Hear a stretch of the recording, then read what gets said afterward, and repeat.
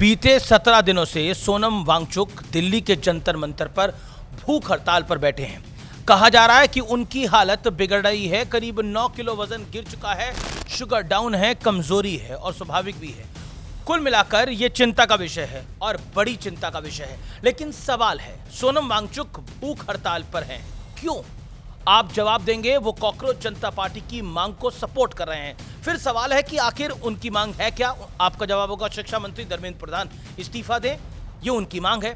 इसके बाद लाजमी सा एक सवाल है कि सोनम वांगचुक भूख हड़ताल पर हैं, लेकिन जिन्होंने ये आंदोलन शुरू किया यानी कॉकरोच जनता पार्टी के संस्थापक फाउंडर अभिजीत दिपके क्या कर रहे हैं? वो अनशन पर क्यों नहीं बैठे? वो क्यों लगभग 60 साल के करीब सोनम वांगचुक को मौत के मुंह में जाने दे रहे हैं? वो क्यों उन्हें इस बात के लिए कन्विंस नहीं कर रहे हैं कि सर मेरी उम्र 30 वर्ष है, अब आप अपना अनशन खत्म कीजिए, यहां से मैं भूखा रहूंगा और मैं अनशन करूंगा।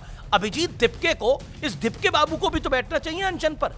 क्यों सोनम वांगचुक को छोड़ा हुआ है अनशन पर बैठने के लिए? अभिजीत उन्हें अस्पताल क्यों नहीं लेकर जा रहे हैं? अमेरिका से आकर भारत के शिक्षा मंत्री का इस्तीफा मांग रहे अभिजीत दिपके को थोड़ी और हिम्मत दिखानी चाहिए। लेकिन सुनिए, हाल ही में उन्होंने अनशन के सवाल पर क्या जवाब दिया था। ये मैं नहीं कह रहा, अभिजीत दिपके कह रहे हैं, सुनिए। सोनम सर जो है उनको भूख हड़ताल का एक्सपीरियंस है, तो वो अपने आप को संभाल सकते, हमें अपनी जान रिस्क में क्यों डाले हम? उन्हें प्रैक्टिस है तो उनके प्राण ले लोगे जी। सवाल है मेरा, प्रैक्टिस क्या होती है अनशन के अंदर? 30 साल के हो, तुम क्यों नहीं कर सकते अनशन?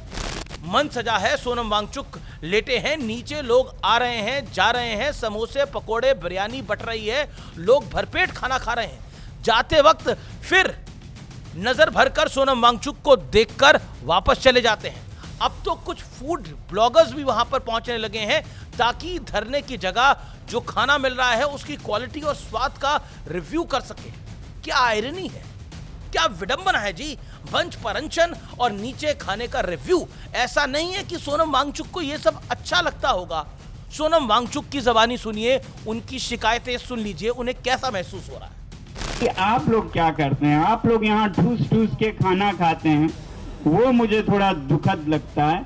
मैं चाहता हूँ कि आप लोग भी कम से कम एक दिन का अनशन करें। सोनम वांगचुक ने क्या कहा, मैं रिपीट कर देता हूं, ये लोग ठूस ठूस कर खाते हैं।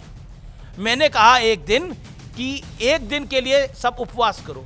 ये एक दिन का उपवास नहीं कर पा रहे हैं। सोनम वांगचुक को छोड़ दिया उपवास करने के लिए, उन्हें प्रैक्टिस है।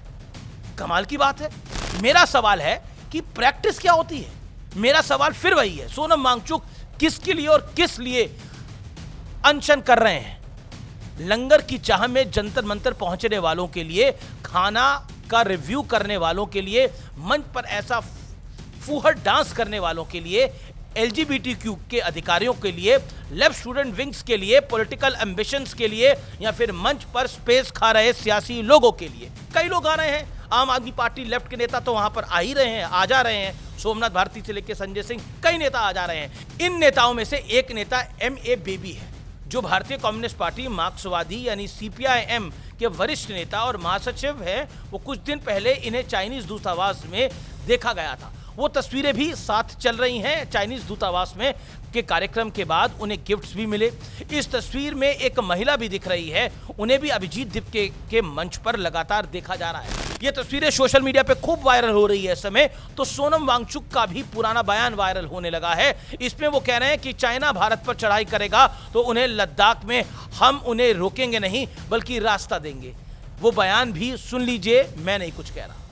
यहाँ के एक फेमस कॉमेडियन हैं जिन्होंने कहा कि जब चीन घुस आता है तो लद्दाख के लोग जान देकर रोकते हैं, मगर अब अगर भारत सरकार हमारे लिए कुछ नहीं कर रहा है तो अगली बार वो आए तो हम उनको रास्ता दिखाएंगे, हम रोकेंगे नहीं, हम जान क्यों दे। सोनम वांगचुक का ये पुराना बयान है, लेकिन आज सवाल ये नहीं है कि सोनम वांगचुक के विचार भारत विरोधी थे या नहीं।